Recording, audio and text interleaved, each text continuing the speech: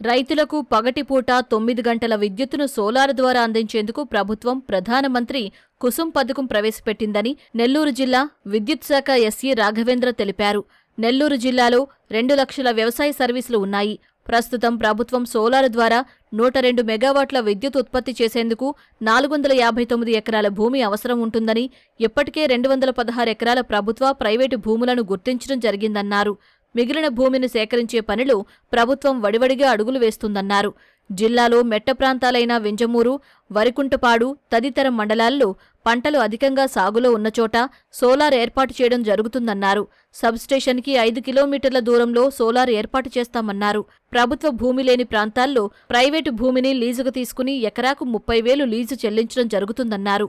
1 megawatt solar విద్యుత్ ఉత్పత్తి చేసేందుకు 4 కోట్ల వరకు ఖర్చవుతుందని, జిల్లాకు 102 మెగావాట్లకు గాను 408 కోట్లు ప్రభుత్వం ఖర్చు చేస్తుందన్నారు. వీలైనంత త్వరలో పనులు పూర్తి చేసి రైతులకు నాణ్యమైన 9 గంటలు విద్యుత్ అందించేందుకు అన్ని ఏర్పాట్లు చేస్తున్నట్లు వివరించారు.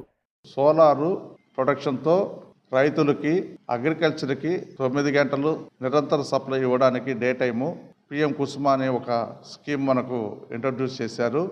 ఆ స్కీమ్ ద్వారా మన నెల్లూరు జిల్లాలో వింజమూరు, కొండాపురము ఇటువంటి ఏరియాలో అంతా ఎక్కడైతే అగ్రికల్చర్ ప్రిడామినెంట్గా ఉంటుందో అటువంటి ఏరియాలో అక్కడున్న సబ్స్టేషన్స్కి దగ్గరలో 5 కిలోమీటర్స్ ఏరియాలో గవర్నమెంట్ ల్యాండ్ కానీ ప్రైవేట్ ల్యాండ్ కానీ తీసుకొని అక్కడ మనము సోలార్ని ప్రొడ్యూస్ చేసి దగ్గరలో ఉన్న అగ్రికల్చర్ రైతులకి డే టైము 9 గంటలు సప్లై ఇవ్వడానికి ఈ స్కీమ్ని కొత్తగా ఇంట్రొడ్యూస్ చేశారు. నెల్లూరు జిల్లాలో ఈ స్కీమ్కి 102 మెగావాట్లు మనకు ఇచ్చున్నారు. 102 మెగావాట్స్ గాను ల్యాండ్ మనకు రిక్వైర్మెంట్ కావాల్సింది 459 ఏకర్స్. మనకు ఇప్పుడు దాకా అలాట్ అయిన ల్యాండ్ 216 ఏకర్స్ అలాట్ అయింది. రిమైనింగ్ తొందరలోనే ల్యాండ్ అక్వైర్ చేసి ఈ ప్రోగ్రామ్ని స్టార్ట్ చేస్తాము. ఆల్రెడీ కొంత ఏరియాని కూడా బ్యాంకర్స్ కూడా చూసుకొని వెళ్ళడం జరిగింది.